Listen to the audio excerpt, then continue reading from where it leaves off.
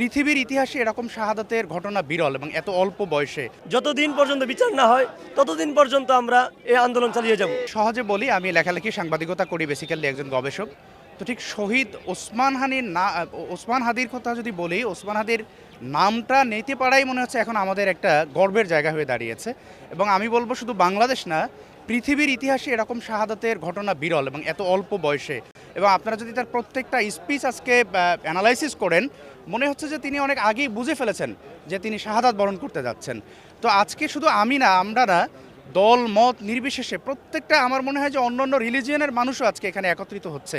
তো ওসমান হাদি আসলে আজকে বাংলাদেশ, এবং আজকে যদি আমরা বলি যে আমরা আজকে ওসমান হাদির উত্তরসূরি, এই কথাটুকু বলতে আমাদের মনে হচ্ছে গায়ের লোম দাঁড়িয়ে যাচ্ছে। ঠিক এরকম, কারণ হচ্ছে ওসমান হাদি এমন একজন মানুষ, যিনি স্পেসিফিক কোনো দল বা মতের নয়, যিনি হচ্ছে বাংলাদেশের, ঠিক বাংলাদেশকে রিপ্রেজেন্ট করছেন, যিনি মানবতাকে রিপ্রেজেন্ট করছেন, যিনি ন্যায় নিষ্ঠতাকে রিপ্রেজেন্ট করছেন। তো ঠিক আমরা বলবো যে তার জানাজায় যে আমরা আসতে পারছি, এটাই আমাদের জন্য একটা অনেক বড় গর্বের। তার নাম, যার জন্য যে দোয়া করতে পারছি, এটা আমাদের জন্য গর্বের। এবং যদি বলি এরকম হত্যাকাণ্ড, এটি কল্পনাই করা যায় না। এটা বলবো যে প্রত্যেকটা জায়গার ব্যর্থতা আছে, প্রত্যেকটা এজেন্সির ব্যর্থতা আছে।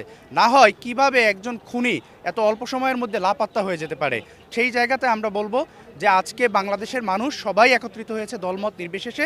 প্রত্যেকে চায় এই ওসমান হাদির হত্যাকাণ্ডের যাতে সুষ্ঠু বিচার এবং সর্বোচ্চ বিচার যাতে অল্প সময়ের মধ্যে হয়, এবং আর কোনো ওসমান হাদিকে যাতে এরকম যাতে এত অল্প বয়সে তার সন্তান যাতে পিতাহারা না হয়, কিংবা ওসমান হাদির মতো মানুষরা যাতে, যাদেরকে অনেক কিছু দেওয়ার ছিল, যারা বাংলাদেশকে বিনির্মাণ করতে ভূমিকা রাখতে পারতো, তাদেরকে যাতে এরকমভাবে অকাল বয়সে চলে যেতে না হয়, আমরা সেই প্রত্যাশাই করব। যে তাকে যে হত্যা করা হয়েছে, এ বিচার তো আমরা অবশ্যই চাই। এটা তো সকলের চাওয়া এবং সকলের পাওয়া। কারণ একজন দেশপ্রেম নিয়ে তিনি তার বুককে পেতে দিয়েছেন। বুক পেতে দেওয়ার কারণে তার মৃত্যু হয়েছে। দেশের সার্বভৌমত্বের জন্য সে কাজ করে গেছে, এবং যারাই দেশের সার্বভৌমত্বের জন্য কাজ করছে তাদের উপর এরকম হুমকি আসছে।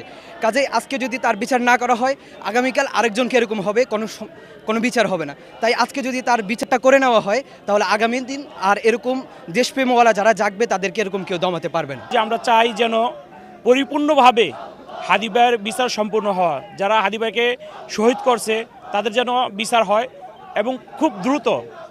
এর ভিতরে যেন কোনো ভুল ত্রুটি না হয়, একদম পারফেক্ট টু পারফেক্ট হাদি ভাইয়ের বিচারটা যেন হয়।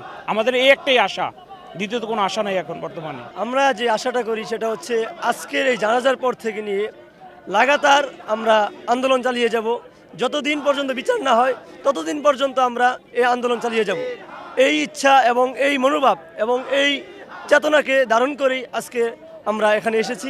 এবং যতদিন পর্যন্ত বিচার না হবে, এবং যে কয়টা আওয়ামী লীগ এখন বাংলাদেশে সুন্দর মতো অবস্থান করতেছে, এবং ধর্ম উপদেষ্টা থেকে ধরে যে কটা উপদেষ্টা আছে, প্রত্যেকটা উপদেষ্টা যারা নীরব ভূমিকা পালন করতেছে, তাদের বিরুদ্ধে আমরা অবশ্যই আন্দোলন করে তুলি। বাংলাদেশে বিচারিক প্রক্রিয়ার যে ধারাবাহিকতা, এখনো পর্যন্ত আমরা দেখতে পাচ্ছি যে দীর্ঘদিনের বিচার কার্যক্রম হয় নাই। শেখ হাসিনা নিজের পিতার হত্যাকাণ্ডের বিচার করে ফেলছে, এবং ভুয়া বিভিন্ন বিচার কার্যক্রম বাংলাদেশে সম্পন্ন করেছে। কিন্তু আমরা দেখতে পাচ্ছি সরকার প্রধান এবং সরকার মহল, আইন বিশেষজ্ঞরা আমাদেরকে এই জিনিসগুলো অজুহাত দেখাচ্ছে যে নির্দিষ্ট ক্লো এবং নির্দিষ্ট ভিকটিম নির্দিষ্ট থাকার পরও তারা আমাদেরকে বোঝাচ্ছে যে 90 দিনের মধ্যে বিচার কার্যক্রম সম্পন্ন করবে, বা অন্যান্য দিন তারা নির্দিষ্ট করে দিচ্ছে।